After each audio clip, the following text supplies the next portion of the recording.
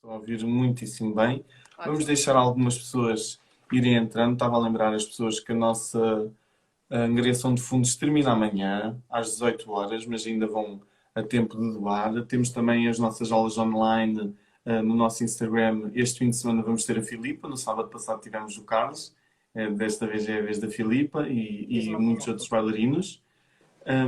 Para se inscreverem, basta irem ver quais é que são os bailarinos, a aula que pretendem fazer, enviar um e-mail para geral@estrelasballetnacional.pt e fazerem a vossa inscrição, dando o nome, idade, que aula que pretendem participar, de que escola é que vem, e é tudo assim muito simples. Para fazer as doações também pode ser ou através do link na descrição da nossa bio, também pode ser através do link na descrição do direto do Facebook ou do YouTube. Ou então, através do nosso MBWay, que temos o nosso número de telefone do MBWay também na nossa conta das Estrelas de Ballet Nacional. Vocês já se conseguiram arranjar aí ou Sí, estamos con algumas dificultades técnicas técnicas? porque isto é non parar, é escola dos miúdos. Pronto. Pronto, já está tudo bem. Mas já, Não já temos está um tudo minuto. bem. Dá. Primeiramente, muito obrigado por vocês terem aceito o convite e estarem aqui a conversar comigo hoje. De verdade. Vou passar-vos a apresentar um de cada vez, começando pelas senhoras, como é óbvio. Portanto, começo por dizer que a Filipa é bailarina principal da Companhia Nacional de Bailado desde 2008. Nascida em Lisboa, é intérprete de um extenso repertório que abrange os diversos estilos de linguagem de dança, desde Petit Pas, passando por Nijinsky, Balanchine e coreógrafos da atualidade de renome internacional.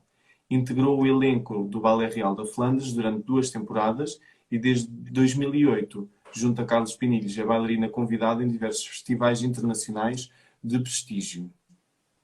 Formada pela Escola de Dança do Conservatório Nacional, foi galardoada com o Prémio Bailarina Revelação, concedido pela Associação dos Amigos da CNB em 2005, e com o Prémio Positano Leonide Massine para Bailarina do Ano da Cena Internacional 2016. Passando agora ao Carlos. O Carlos nasceu em Madrid, pertence à geração dourada do prestigioso mestre Vítor Olata, é primeiro bailarino desde 1999 e dá o salto para a Companhia Nacional de Bailado em 2001. Foi bailarino estrela convidado da Ópera Estatal de Praga e da Ópera Estatal de Istambul entre 2008 e 2012, considerado pela crítica do New York Times como uma mistura técnica brilhante e forte contacto com o público. Em 2006, a Dance Europe Magazine destaca o Carlos como um dos 10 bailarinos mais relevantes do ano. Recebeu também o Prémio Positano Leonide Massine para bailarino do ano da Cena Internacional em 2016 e a medalha de ouro do Concurso Internacional de Viena em 1998. Mais uma vez, muito obrigado por terem aceito o convite e estarem connosco. A primeira pergunta que eu lanço sempre, e agora se calhar um bocadinho diferente, porque recebemos há pouco tempo a notícia que nós vamos poder voltar ao estúdio, nós bailarinos da companhia. Como é que têm sido estes momentos outra vez em casa? Como é que é gerir, vocês que têm 2 filhos, como é que é gerir a vida em casa e agora saber que finalmente vamos poder voltar aos estúdios?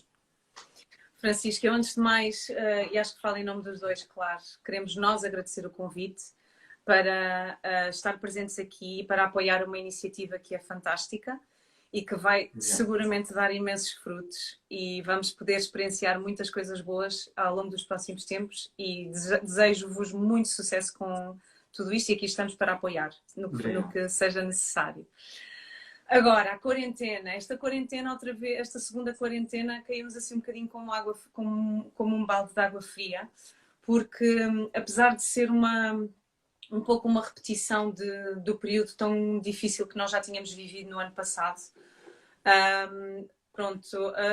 é sempre uma grande readaptação outra vez nos nossos dia a dia. Ter os miúdos em casa, ou seja, termos os 2 pequenos em casa com a escola online e tentar gerir o que é apoiá-los no ensino, porque a escola online nunca é a mesma coisa do que eles estarem presentes. Portanto, os pais aqui têm um grande trabalho em dar-lhes o apoio que normalmente eles com mais horas escolares têm. E pronto, é sempre, para nós, é uma logística extremamente apurada para conseguirmos os 2 trabalhar a nossa parte física, manter a motivação, que é a nossa parte mental a trabalhar também, e que não lhes falte nada aos filhotes. Portanto, para nós é tipo tabela de serviço. Eu trabalho das 10 às 11h30, o Carlos trabalha um bocadinho depois, porque nunca vemos os dois a fazer aula ao mesmo tempo em nossa casa. E temos de dar atenção aos miúdos também. Exatamente, um de nós tem de estar sempre presente porque a internet bloqueia ou tem de trocar o dispositivo porque a tablet ficou sem bateria. Portanto, temos de estar sempre assim. realmente temos estado muito ocupados e não tens muito tempo, às vezes não tens tempo sequer de relacionar, se calhar, aquelas coisas que podem produzir um bocadinho de ansiedade pelo facto de não estar no palco, pelo facto de não estar a treinar normalmente. Se é verdade que, aliás, e às vezes quando uma pessoa fica a pensar nisso, a nós o que mais nos tem vindo à cabeça, sobretudo, tem sido a malta mais nova, os bailarinos os talentos mais novos agora que pronto, ganhamos noção de que a nós não nos tocou viver isto, está a tocar viver agora esta geração. É verdade que nós vivimos outras coisas e pronto, e temos de ir com o que nós temos de ir para a frente e pronto, e aprender desta situação. Se calhar eu gostava de poder ter mais nas minhas mãos, mais possibilidades de poder ajudar a todo este pessoal, a toda esta geração agora que tem tido estas dificuldades. E eu não sei se pode dar de volta o tempo que se tem perdido. Não sei se é possível. Mas se calhar com isto aprendemos alguma coisa e conseguimos tornar os tempos que vêm, se calhar, melhor. Ou se calhar devemos analisar as coisas desde um prisma diferente. Não sei, aproveitar a oportunidade, não é? E agora o que vem, ou o que parece vir, pelo menos a partir de segunda-feira, é uma visão muito boa. Como é que vocês veem isso de podermos voltar aos estúdios, trabalhar com bastante cautela mais uma vez? Agora vamos também fazer um horário um bocadinho mais diferente. Como é que vocês sentem essas mudanças boas neste momento? Opa, é respirar um bocadinho melhor. Para mim, é tipo poder fazer. Só o facto de poder ter um estúdio e poder movimentar-me no espaço para poder trabalhar, para mim é tipo o oásis no meio do deserto. Agora mesmo. Sim, não sei. Eu realmente sinto todo muito dia a dia e há uma grande parte de mim muito incrédula com não sei, com o que vai acontecer amanhã. Não é? Porque tem-nos demonstrado toda esta experiência que numa sexta-feira parecia que todo nem andava tão mal e passado um fim de semana estamos numa situação que nunca pensamos que as coisas iriam correr tão mal.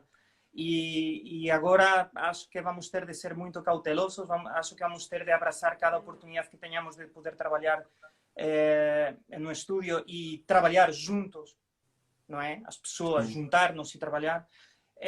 E acho que vamos ter de abraçar cada dia. Mais longe do que isso... Eu acho que é exatamente isso. Eu acho que o facto de estarmos todos a passar momentos tão difíceis faz inevitavelmente que uma pessoa dê mais valor àquele bocadinho que vamos ter a mais a partir de segunda-feira. A mais queres dizer daqui de pneu? O que? O pneu não. O pneu vai ter de sair, não é? Eu espero que em 2 semanas mais tarde ou mais cedo ele vai ter que sair. Não, vamos ver tudo o que nós temos de mais. Não, mas não, isso faz parte, isso virá com o tempo. Sim, isso agora. Mas sim, eu acho que a partir de segunda-feira, pronto, eu consigo, para mim é o recomeçar outra vez. Ou seja, eu vejo que a partir de segunda-feira, ok, vamos outra vez recomeçar, mas nós tenho a consciência de que era o que o Carlos estava a dizer, que nós a partir do momento em que a pandemia começou, nós passámos a ser obrigados a estar sempre preparados para uma situação difícil. Ou seja, essa aprendizagem todos nós fizemos. Estás de rir por causa dos É a comentários? Margarida. É a Margarida. Sim, porque eu toquei num ponto sensível, que é nos pneus. Os pneus, yeah. Mas pronto. Se as pessoas não querem saber, isso é super interessante. É super interessante. Sim, sim, mas de certeza que podes pôr isso numa pergunta mais à frente para falarmos como focar o trabalho, o regresso ao trabalho, sabendo que há uns pneus a mais. Pode ser tipo aqueles vídeos do YouTube em que como perder os pneus em 2 dias, 3 dias. Eles fazem assim, Isso é mais interessante. Os conselhos. Os conselhos. Mas pronto, mas agora voltando ao assunto, sim, para mim é um recomeçar outra vez. Já temos acesso à nova reprogramação da temporada também, portanto é o step one, outra vez. Vamos recomeçar, sabendo que se a coisa descamba outra vez, daqui a 2 meses podemos vir para casa outra vez. Mas é engraçado porque se há 4 anos atrás me dissesses que eu ia estar a passar por isto, eu dizia-te, não, quer dizer, à primeira que isto acontece eu desisto. Mas é impressionante porque afinal não é bem assim, ou seja, nós arranjamos sempre maneira de seguir para a frente e de arranjar a motivação para voltar a recomeçar outra vez. É impressionante a capacidade que nós temos de nos adaptar às circunstâncias e de sacar o melhor proveito. Eu, como há 15 anos que estou a desistir, não senti muito a diferença. Para ti, dá-te igual. Dá-me igual, há 15 anos que estou a tentar desistir e de alguma forma nunca consigo, então... Mas se calhar para a Filipa, e isto aqui já gera outra pergunta, se calhar para ti também estas pausas são um bocadinho... para ti não vês como umas grandes pausas, porque tu já foste mãe 2 vezes. Como é que foi para ti decidir esse timing? Porque nesse momento é preciso fazer pausas, e toda a gente sabe, e a carreira de bailarino não é assim tão longa quanto isso. Como é que para ti foi decidir esse timing? E para o Carlos também, não, como é óbvio, mas aí quem sofre mais é a mãe. Como é que foi essa altura da vossa carreira? Eu adoro falar sobre este assunto, ainda bem que perguntaste isso. O Carlos estava prontíssimo para ter filhos. Para ele era tipo, olha, vamos ter filhos ontem. Portanto, eu é que fui assim o elo mais resistente, porque eu também pensava, como a maioria das bailarinas pensam, que, meu Deus, estar um ano afastada dos palcos, depois volta o corpo ao sítio, não volta o corpo ao sítio, como é que vai ser? Pronto, aquela sensação de terreno desconhecido é muito assustador quando tu trabalhas com o corpo e dependes dele. E se eu soubesse o que sei hoje, já tinha tido os filhos mais cedo, porque para mim desmistificou completamente esse medo e essa insegurança que é normal. E não teria esperado tanto. Agora, na realidade, eu não posso dizer que tenha sido uma decisão assim concreta num momento. Aquilo foi assim uma altura em que eu senti que, por um lado, eu não queria ser mãe tarde. Isso era uma coisa que eu sempre tive claro na minha vida, fosse bailarina ou não. E eu queria juntar isso à minha carreira também.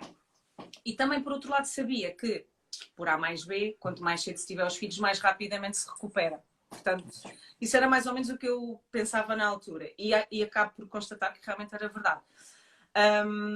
Agora, eu não tomei uma decisão de tipo, ok, é agora. Não, eu senti que estava a subir uma montanha russa e que cheguei lá acima, de repente fiquei grávida e foi assim. Pronto, e agora já não há volta atrás, já estás a descer. Tipo, acabou, pronto. Então ao princípio foi assim um bocadinho engoli em seco, tipo é agora, vamos para a frente. E pronto, acabei por estar aquele tempo parada e depois voltei, uma pessoa recupera e ou seja, a vontade é o segredo de tudo. A não ser que haja um problema de saúde que complica as coisas. Sim, mas isso aí é em tudo. Exatamente. Se há vontade, a coisa rola.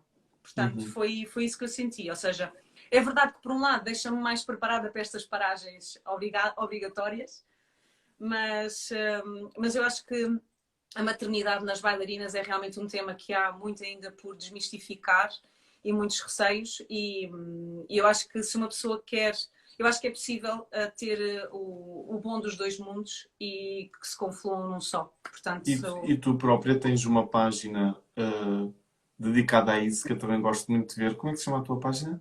Dancer Mom. É Dancer dedicada às mamãs bailarinas e não só de clássico.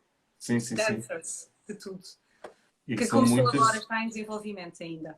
Sim, mas que eu tenho acompanhado e também tenho gostado imenso de ver, porque também acho essa fase uma coisa muito interessante, porque não é normalmente uma escolha fácil, até porque esta vida artística tira muito tempo da nossa vida pessoal. Como é que vocês lidam e como é que conseguem lidar com isso da vida pessoal e a vida profissional? Não só como bailarinos profissionais, mas também enquanto estudantes, porque tu, Filipa, estudaste cá em Portugal, o Carlos não. tiveram assim, nessa parte académica é muito diferente. Como é que foi para vocês também na adolescência lidar com o pessoal e a escola? Na adolescência. Uhum. Os nossos mundos são muito diferentes, porque aqui vocês têm uma coisa muitíssimo boa que é o ensino integrado. Uhum. Nós, pelo menos na altura em que eu estudava em Madrid, nós não tínhamos isso. Portanto, tínhamos alguns acordos com algumas escolas, com o Ministério, e fazíamos uma coisa assim que era parecida, mas realmente não tínhamos o ensino integrado. E foi muito complicado. Eu desde muito novo tinha de atravessar a cidade para ir à escola de dança, depois tinha de ir para outro lado da cidade para ir ao liceu, depois tinha de pegar outra vez no autocarro e voltar para a escola. Pronto, era um bocado assim. E passava muito tempo, eu não passava tempo com a minha família. E na verdade, quando falas de adolescência, realmente passado tempo, o que eu mais sinto daquele período, o que mais me lembro daquele período, é que realmente, mas só ganhei noção agora, é que realmente faltou-me imenso tempo com os meus pais, por exemplo, com a minha família. Acho que a adolescência é um tempo muito importante em que nós precisamos muito do apoio da nossa família, dos nossos amigos. E eu estava tão mergulhado, tão decidido na cena de querer ser bailarino, estava com tanta, não é, com tanta vontade, tanta coisa, tinha de investir tanto tempo que a minha vida, o meu ritmo de vida não acompanha o ritmo de vida das pessoas dos meus amigos, da minha família. E realmente naquele tempo eu não era consciente, mas sim sei agora fazer a leitura de que faltou-me imenso. E tem sido uma coisa que tenho tentado depois ao longo do tempo recuperar e que dou muito valor. E um conselho que eu dou muitíssimo aos pais, quando os bailarinos, estudantes chegam à adolescência, estar muitíssimo ao pé deles, porque é uma altura que nós precisamos muito da família e dos amigos, que vão ser os mais honestos na hora de dar-nos os conselhos e opiniões, não é? Mas pronto, sim, essa foi a minha... Opa, eu não senti assim grande falta. Eu acho que olhando assim para trás, sentia-me tão preenchida, sentia o meu tempo tão preenchido durante a adolescência no conservatório, porque nós sempre estivemos muito ocupados, ou seja, desde os 13 anos que o horário era assim uma coisa muito superior, ou seja, nós estávamos horas mais ocupados do que a maioria dos adolescentes que não estão numa escola artística. E eu confesso que não senti grandes gaps no meu crescimento ou seja, eu não sinto que me tenha faltado assim nada, ou seja, nada de especial. Eu estava bem, eu estava super contente também, os meus pais estavam muito presentes, é verdade, e apoiavam-me imenso, e eu relembro essa passagem da adolescência no conservatório super divertida e cheia e ocupada, e eu, como adoro estar ocupada, para mim aquilo era o ideal.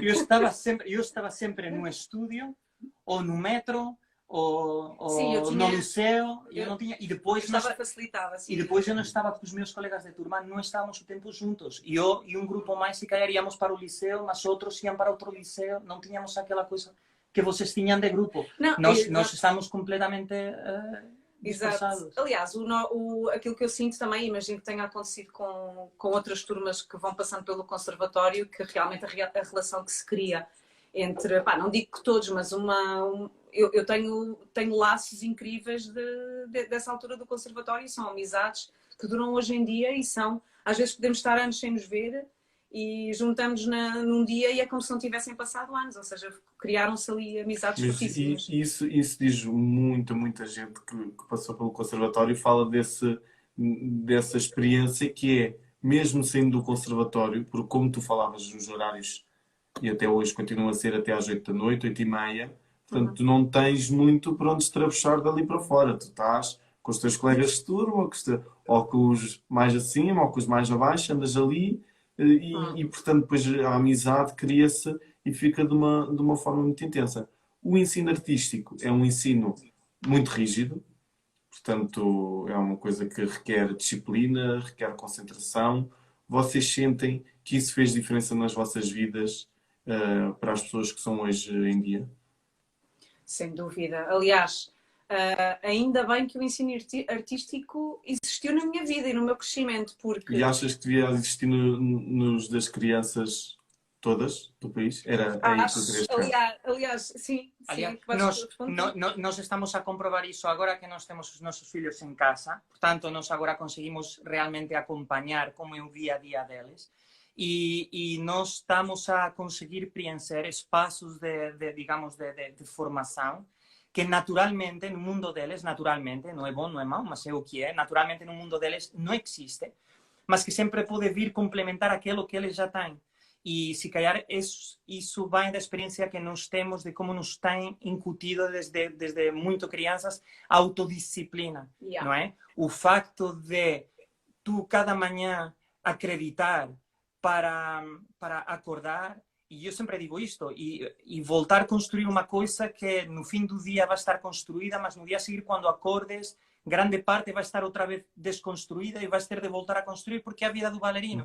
E se tu não tens autodisciplina, é impossível, tu vais acordar de manhã e cada vez que ves que todo está meio desconstruído outra vez, qualquer pessoa vai dizer, epá, desisto, isto é impossível, é incrivelmente duro, não dá, por isso é preciso uma componente de autodisciplina muito grande, mas que tem feito, de forma natural, tem feito parte da nossa formação desde crianças.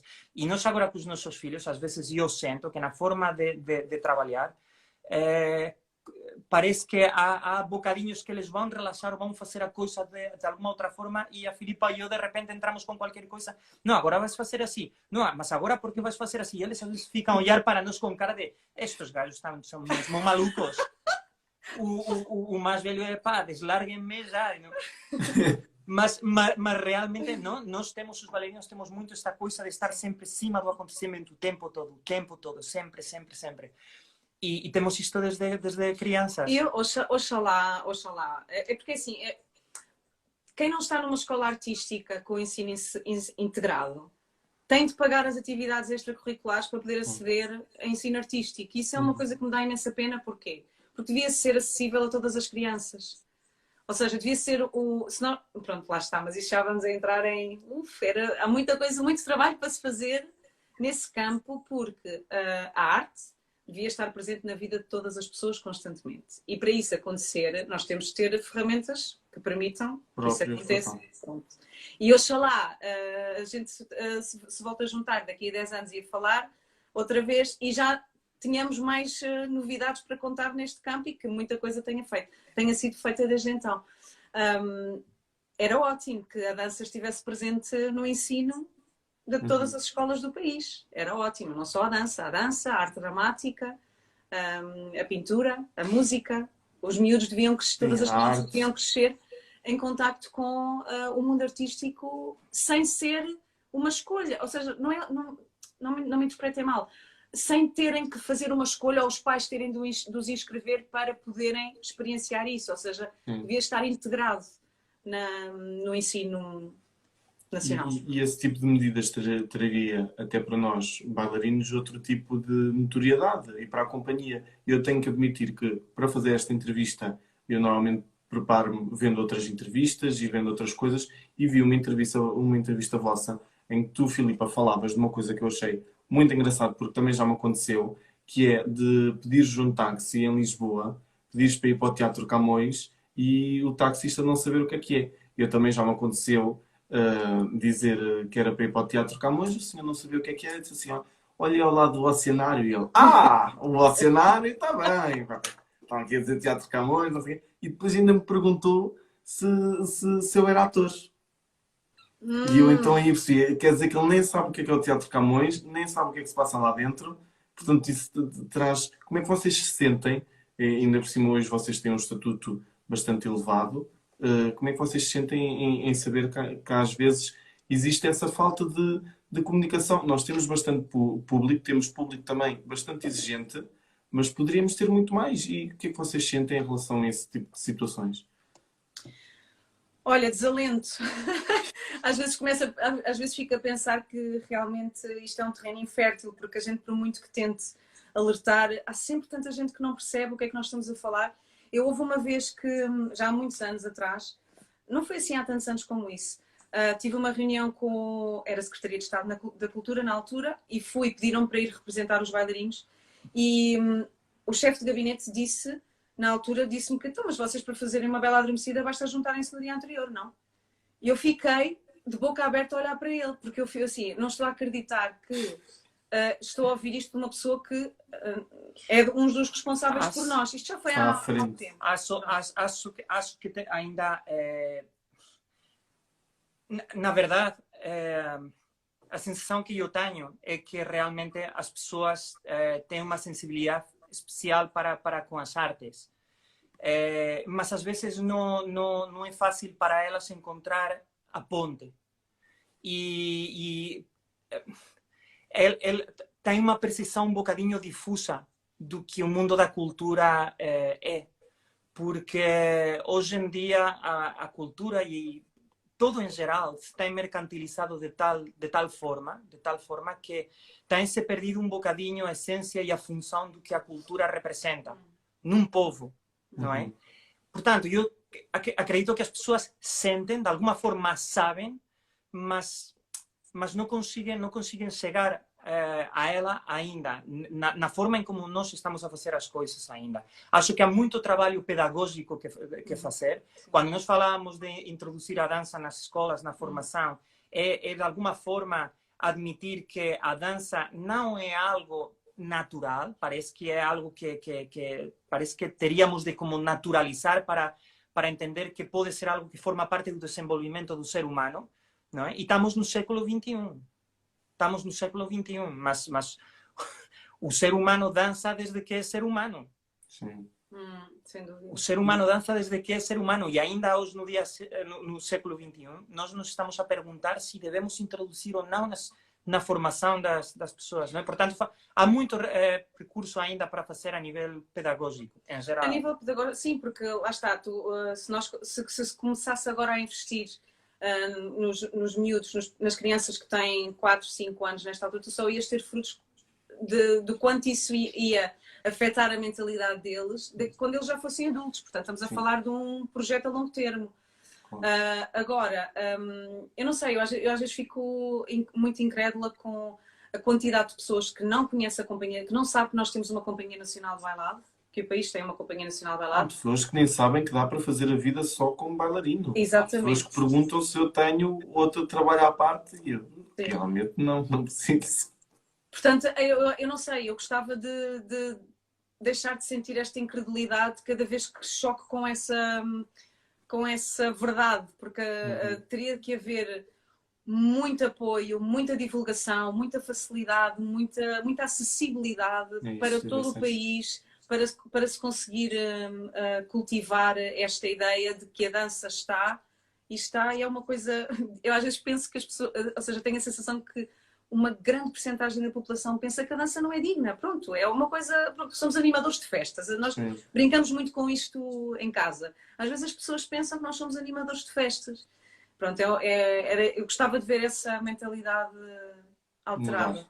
Sim. Claro que sim, claro que sim. Olha, vamos só fazer aqui uma pequena pausa e também lembrar a toda a gente que nos está a ver que podem ir mandando perguntas ao longo da conversa, que eu vou lendo, se for necessário vou apontando, se forem bastantes, e vou lançando ao Carlos e à Filipa.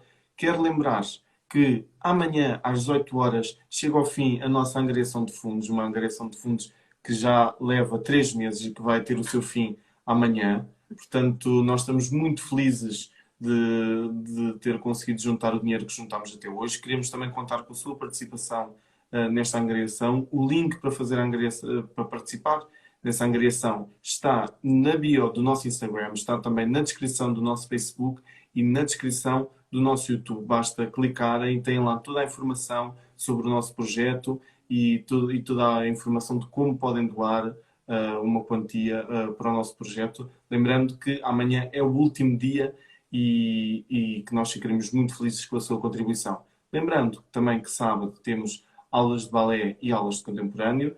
A Filipa é uma das convidadas. Pode conhecer o resto dos nossos bailarinos convidados na nossa página de Instagram e lá tem toda a informação de como se inscrever. Portanto, voltando a vocês, mais uma vez, queria saber Sobre, outra vez, voltando um bocadinho aqui ao lado académico, queria saber, o Carlos, eu vi aqui quando fiz logo a apresentação, falei de um concurso em que ele participou. Filipe, tu na altura da escola participaste em algum concurso? Não era prática corrente? Não, de todo. Estávamos longe ainda de... Ou seja, a participação em concursos chegou à escola muito depois de eu ter saído. Hum.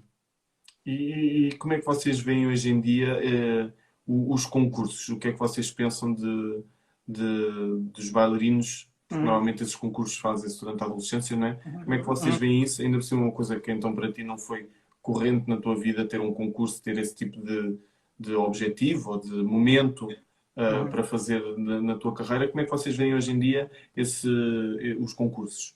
Olha, acho que tem de ser, isso é um assunto que tem de ser observado desde vários pontos de vista, porque nós podemos encontrar aspectos positivos e outros que não são.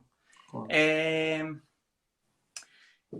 Olha, na minha experiência eu tive a sorte de que eu comecei a dançar como bailarino profissional aos 16 anos. Portanto, já muito novo. E tive a oportunidade de pisar palco já muito jovem e começar a ganhar experiência desde muito cedo.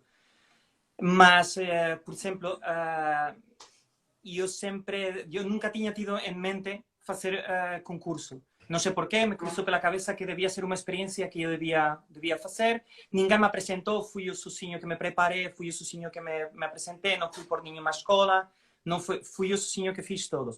E foi assim, o resultado foi bom.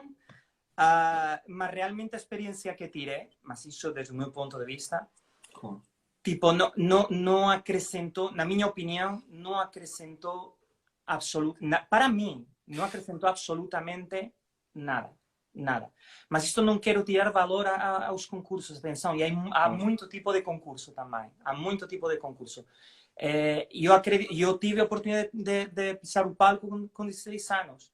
Mas há muitas pessoas que, se calhar, a primeira oportunidade que vão ter de pisar o palco, se calhar, vai ser por meio de um concurso.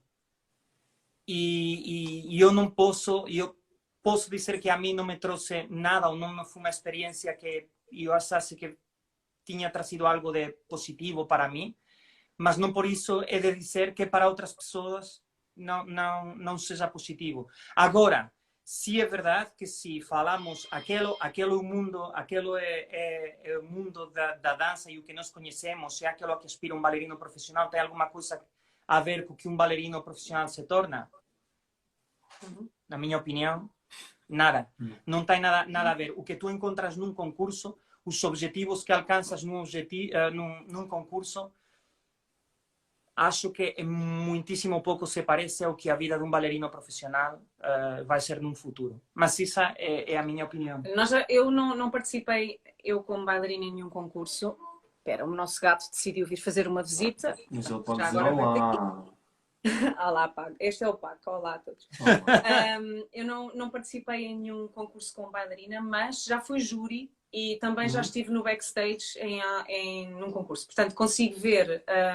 consigo ter uma análise daquilo que possam ser os prós e os contras de um concurso. Ou seja, eu acho que a nível de pisar o palco, de perder um bocado aquele medo cênico que existe, pode ser muito produtivo, especialmente porque começas a pisar. Há pessoas que começam a concorrer com 9, 8, 10 anos, por aí. Portanto, acho que isso é uma coisa produtiva. Encarar o palco não como um sítio onde possas estar nervoso e ter estado a ensaiar para uma variação durante semanas ou meses a fio e de repente num momento-chave os nervos consomem-te e tu deitas o trabalho todo abaixo. Portanto, isso é uma coisa que acontece muitas vezes. E acho que nesse campo os concursos podem normalizar pronto, esse bicho papão que possa ser o palco em muitas ocasiões. Agora, a nível de desenvolvimento artístico, daquilo que é um artista, daquilo que é um bailarino, ou seja, que para mim é o lado primordial do desenvolvimento do bailarino, acho que o normal é perder-se o foco do lado artístico, ou seja, preocupa-se por teres de apresentar aquela variação, mais aquela variação, mais aquela variação, e com aquelas piruetas e com aquela qualidade e não sei o que. Acho que se perde mais, investe-se mais, em geral, na execução do que realmente no conjunto do artista. Porém, se é enfocado com uma experiência positiva pelas pessoas que rodeiam ao bailarino, ao aluno, pode se tornar uma experiência super positiva. O facto de sair, de viajar, de estar com outras pessoas. Claro, não quer dizer que o concurso seja uma coisa má ou uma coisa boa. Exatamente, ou seja, os dois lados da moeda. O enfoque, claro, se os adultos responsáveis pelos estudiantes, na hora de levá-los para um concurso, damos um enfoque positivo à experiência, pode tornar-se uma experiência super positiva. Não é? Portanto, acho que não é difícil, é uma pergunta que não é. Não se pode dizer, olha, os concursos são bons ou são maus. Não, os concursos podem ser uma experiência super positiva, depende como. Isso a mim não me trouxe nada, mas pelas minhas circunstâncias. Pronto. Mas o Marcelino, por exemplo, na vossa entrevista, quando entrevistaste o Marcelino, ele disse exatamente isto, ou seja, que o que ele se lembra da experiência dele em concursos é o tempo que passou nos bastidores, no tempo em que esteve com os outros bailarinos de todo o mundo, claro, são as pessoas. Ou seja, exatamente. Só isso, eu lembro-me, eu quando tinha 12 anos fiz um curso de verão em Inglaterra, que tive 2 semanas numa espécie de um castelo com uma quinta enorme, fantástica, éramos alunos de todo o mundo. Pai, eu tenho memórias dessa. Fizemos um espetáculo assim, de apresentação, mas não é isso que está em questão. É o tempo que nós passamos juntos, foi incrível. Ou seja, quando tu vais à China participar num concurso e estás lá uma semana e meia, o que conta é tudo o que está à volta, não é tanta variação que fazes no palco. É a experiência em si, é o viajar, é outra cultura, é comidas diferentes, é ver pessoas do mundo inteiro que são amizades que também vão ficar para a vida, obviamente. E o mundo da dança, que é assim, uma coisa muito pequenininha, eu até me lembro que normalmente as pessoas diziam, não, olha que o mundo da dança é assim uma coisa pequena. E eu pensava, tão pequena, não há de ser, não há de ser. Eu também, mais ou menos com a mesma idade de Filipa, também participei no curso da Royal. E quando fui à Royal também, aquilo era uma semana ou 2 semanas, já não lembro. Mas eu encontrei lá pessoas, e éramos miúdos, com 12, 13 anos, que, por exemplo, portuguesas, fui encontrar mais tarde quando entrei no conservatório. Portanto, o mundo da dança é mesmo assim uma bolha muito, muito pequenininha. Estávamos a falar de espetáculos e de apresentações dos concursos. Contem-nos um bocadinho, que as pessoas normalmente gostam de saber, como é que é para vocês, como é que vocês sentem o backstage, antes de entrar em palco, estar lá embaixo da maquilhagem, preparar, depois de um espetáculo, depois de terem tido, por exemplo, uma grande estreia, como é que é para vocês essa parte de trás do palco? Olha, para mim é mágico. É mágico e acho que é aquela parte que o público não vê, que seria ótimo que pudessem experienciar, porque não se consegue explicar o que é para nós. Os nossos filhos não gostam de assistir aos espetáculos da plateia. Eles gostam de assistir sentados na coulisse. Ou seja, e porquê? E houve um dia que eu lhes perguntei, até foi o mais velho que respondeu, é que eu gosto de vos ver a transpirar e a respirar forte quando vocês saem do palco. E a verdade é exatamente isso, ou seja, o entrar, o sair, o respirar, o estares como uma princesa de repente no palco e depois sais e... E podes voltar a ser uma pessoa normal. Uma pessoa tem que ser princesa, tem que ser príncipe dentro de palco, aconteça o que acontecer, e sai e podes voltar a ser a Filipa, podes voltar a ser o Carlos, e isso dá-te muito gosto. Sim, e a alegria também quando corre bem um espetáculo e fecha o pano, e de repente aquele companheirismo que há entre os intervenientes do espetáculo, também entre os técnicos, ou seja, aquele apoio, aquela energia, essa energia é como... Nós estamos sujeitos a muita ansiedade, stress, cada vez que vamos para palco. E não só, e no nosso dia-a-dia de trabalho também. São momentos de muita tensão. E então, quando a tensão aligeira, de repente é como, tudo respira fundo e há assim aquela sensação de companheirismo forte. Isso é muito bom sentir. Não sei se queres acrescentar mais algo. Obrigado. Posso falar? Sim. No, realmente no sé. Yo tenho tido tempo de passar por muitas fases, porque o atrás no backstage aquilo pode ser, já passei pela altura da ilusão de ir fazer algo que miles de pessoas fizeram antes do que eu, pessoas que me inspiraram, e de repente a sensação de ser eu que estava lá, e parece que vais o palco vai se tornar o teu espaço natural e vais poder estabelecer um diálogo com um público que não conheces, vais poder criar um momento que ainda não existe, vai acontecer uma coisa que nunca ninguém sabe o que vai ser. Portanto, tens essa parte esta magia, parece como que tens uma licença momentânea para te tornares e seres todo aquilo que tu queres, sem qualquer tipo de restrição, isso por um lado, mas passas por todo, porque eu passei períodos terríveis de lesões prolongados, larguíssimos, de ir dançar e também chorar antes de subir o pano, chorar, de não sentir o chão, não, às vezes até as tuas pernas não ter memória de como fazer o passo mais simples. Não, e não só, e teres algum problema na tua vida que te está a atormentar, e o pano vai subir e tu não queres dar o braço a torcer e tens de entrar e tens de fazer as coisas bem. É muita pressão. Tenho que dizer que falaste muito bem, foi muito bonito o que disseste, Pinis. Obrigado. Ele também esteve a pensar enquanto estava a falar isso. Não. Foi a sorte dele, que ele teve pode estar a raciocinar o que ia dizer. Mas eu sempre tenho tempo para pensar, ela não me deixa falar e então eu sempre tenho tempo para pensar. Mas depois também, agora por exemplo, uma fase diferente, agora uma fase que cada espetáculo é quase como um regalo, como, não sei, é quase cada dia parece, não é? Tem sido muitos pedacinhos de tarte, de bolo, até agora. E agora parece que cada noite é um bolo inteiro. Não, especialmente agora na pandemia. Olha, desculpa. Estás a ver? Vai. Fala. Mas ela vai dizer coisa boa, especialmente agora na pandemia, que é muito diferente. A perspectiva de cada vez que temos a oportunidade de pisar o palco é como estamos aqui, vamos aproveitar ao máximo. Pronto, dás mais valor. Muito mais valor. Mas sais e não tens aquela parte de dar um abraço ao colega, quer dizer, tu pelo menos tens marido, podes dar um abraço ao teu marido. Sim, ao menos ele, olha, isto. Estás a ver? Olha, temos aqui já duas perguntinhas e a Mónica pergunta: qual é o vosso ponto de vista relativamente à entrada constante de jovens bailarinos oriundos de outros países na nossa prestigiada CNB, quando temos duas escolas a formar bailarinos fantásticos? Ok. Eu vou começar por dizer que eu considero que a dança é universal. Acho que aqui a Mónica talvez esteja a misturar até duas coisas que normalmente não se misturam, até porque há muitos bailarinos mas eu sei o que ela quer dizer, sim.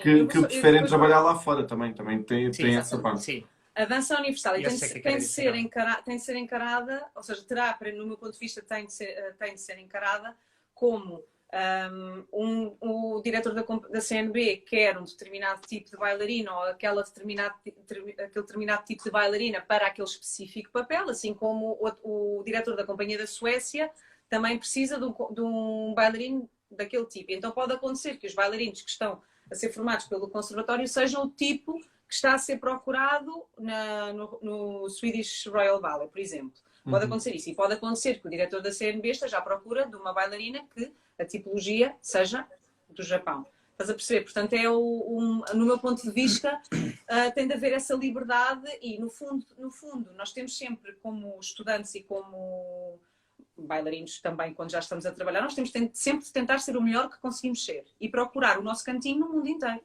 Pode ser na CNB ou pode ser em qualquer companhia. Já acabei. Carlos, tens 30 segundos agora.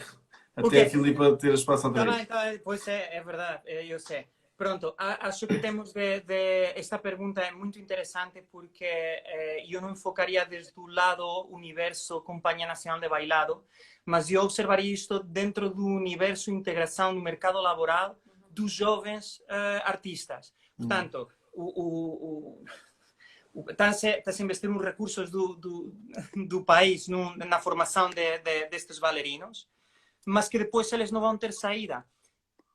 Acredito que não cabe exclusivamente à Companhia Nacional a responsabilidade de ter o acolhimento maioritariamente dos bailarinos em função da nacionalidade. Se bem, tem de existir mecanismos que garantissem que o investimento que se está a fazer na formação destes miúdos transforma-se por exemplo, contratos ou um grupo de contratos de bailarinos que a Companhia Nacional consegue absorver, não é? Mas isto não é uma responsabilidade que tem de caber exclusivamente à CNB. Acho que todo o sistema tem de se articular de uma forma diferente e tem de se pôr muito foco na integração dos jovens no mercado de trabalho, porque isto é fundamental. E nós temos só uma companhia das características da Companhia Nacional. E acho que partindo deste ponto, já acho que há qualquer coisa que... Quando no Norte temos tal concentração de escolas, de formação, de talento, há qualquer coisa ali a mim que faz-me... Não bate certo para mim. Era isso que eu... Ainda bem que falaste sobre isso, que era uma das coisas que eu acho que é super importante dizer, é que tem de haver mais oportunidade aqui. Ainda por cima agora com... Esta pandemia pôs-nos a pensar em muita coisa, as impossibilidades de viajar, de sair, de fazer audições. Então, porquê que o Estado não investe e abre mais, ou dá mais apoios para se conseguirem abrir mais companhias, pequenas companhias no país? Quer dizer, nós temos um território extenso, não é necessário estarmos todos centralizados em Lisboa. Portanto, isso daria mais oportunidades a todos os estudantes maravilhosos, que é verdade, que estão a ser formados em Portugal. Certo. Certo? Sem dúvida, sem dúvida. E por acaso agora até vou usar aqui um exemplo do nosso projeto. Nós, enquanto projeto, como estamos a fazer estas aulas online, e já estamos a fazer estas aulas online desde a terceira semana de janeiro, portanto já estamos há muito tempo nisto e já temos há alguns fins de semana batido mais de 100 inscrições, portanto, e isto mostra-nos. E são mais de 100 inscrições e posso-vos dizer que a maior parte delas são mesmo do Norte. Não há miúdos, por exemplo, de Lisboa. Os miúdos de Lisboa, do Conservatório, por exemplo, ao início participaram muito enquanto a escola ainda estava fechada, enquanto não havia aulas em casa. Depois, com um ensino tão rígido, pois obviamente que também eles já não têm tempo para mais coisas. Mas nós próprios sentimos esse dilema. Quando queremos organizar alguma coisa, agora neste momento estamos a tratar e a ver como é que podemos organizar eventos e nós próprios percebemos isso, que as coisas são muito centradas em Lisboa e nós também queremos puxar um bocadinho para fora, porque eu próprio sou de Aveiro, por exemplo, hoje estou em Aveiro e a partir de segunda-feira vou ter que passar a estar em Lisboa. Estudei em Lisboa porque era considerado a melhor escola do país para se estudar. Estou em Lisboa, a companhia é a única grande companhia de repertório do país. Portanto, uma pessoa ter que se deslocar sempre para Lisboa para conseguir ter este tipo de oportunidades, boas oportunidades, uma coisa que talvez devesse levar aqui um abanão e uma pequena alteração. Tem de se pôr, Francisco, tem de se pôr muito mais o foco no talento das pessoas. Às vezes parece que quem quer dar uma mensagem parece que são as instituições, que é a tutela, que são os coreógrafos, que são diretores, que são isto. E às vezes eu fico a pensar, mas e o talento? O talento, uma pessoa de 15, 16 anos, 17 anos, traz uma história consigo. Traz uma história dele, única consigo. E parece que tem de passar muito tempo e tem de dar-se muitas circunstâncias para essa pessoa ser ouvida, ter a possibilidade, ter um palco, um espaço onde essa pessoa consiga ser ouvida. E tristemente, às vezes, é muito mais fácil pegar nas malas, no avião, ir-te fora, porque vas encontrar o espaço para isso. E aqui é dispar. O talento que nós vemos constantemente, mas parece como que o foco está muito fora, ainda nós sentimos que o foco está muito fora deles. Às vezes perguntam-nos às vezes, a mim e a Filipa perguntam-nos muitas coisas, e às vezes devíamos perguntar muito, se calhar a uma pessoa de 15, 16 anos, se calhar devíamos perguntar-lhe algumas coisas que se calhar era bom saber, não é? Mas eles ganharam também esta inércia de ficar calados, esperar ser perguntados, ou ficar quietos a esperar a que les digam para fazer isto ou aquilo. E perdeu-se muito uma coisa que nós, por exemplo, nós tínhamos, que era muito a iniciativa de querer lutar, fazer, sei lá, qualquer coisa. E parece agora que, eu não sei, perdeu-se muito alguma coisa, o ímpeto, esperança, motivação. Não sei, mas realmente é complicado encontrar a motivação porque é isto, os jovens sentem o foco muito longe deles e eles estão a reclamar esse foco. De certeza que eles têm alguma coisa para contar. Sim, sim, sim. Mas eu também considero que para jovens, e vou-me considerar a mim também jovem, com os É 20 jovem. anos, É estou a jovem. valer, está a valer, então está a valer. Que mesmo quando, e isso que tu estás a dizer, Carlos, depois faz sentido, que é mesmo quando um jovem quer tomar uma iniciativa, quer trazer algo novo, às vezes não é algo novo, pode ser só algo diferente, A sua algo, história. uma ideia melhorada, e, por exemplo, e neste caso estou a falar de um projeto como podia estar a falar do próprio bailarino em si. Sim. Eu sinto que quando um jovem, tão jovem, quer impor-se, quer mostrar que é diferente dos outros, também é muito cortada a voz, é muito difícil hoje em dia. Hoje em dia, e aqui não posso ser falso, a pandemia, neste momento em que viemos para casa, foi das minhas melhores ajudas para conseguir seguir com o projeto. Porque aqui, online, e através disto, e hoje já contamos na nossa conta com mais de 700 seguidores, aqui eu posso juntar gente que me quer ouvir, ou que gosta pelo menos da minha ideia, e que me ouve, e que eu sinto. Nós temos recebido vários apoios com várias mensagens que eles próprios dizem: ótima iniciativa, bom trabalho, desejamos muito sucesso. As pessoas querem uma coisa nova, mas às vezes é muito difícil para pessoas tão jovens terem esse Sim. apoio. Olha, Francisco, sabes uma coisa que eu sempre tive ao meu favor, confesso, foi o facto de que eu sempre senti que tenho certeza de que eu sou artista. Não tenho ainda certeza se realmente eu sou bailarino, artista plástico, actor, ou ainda não tudo. terminei de descobrir.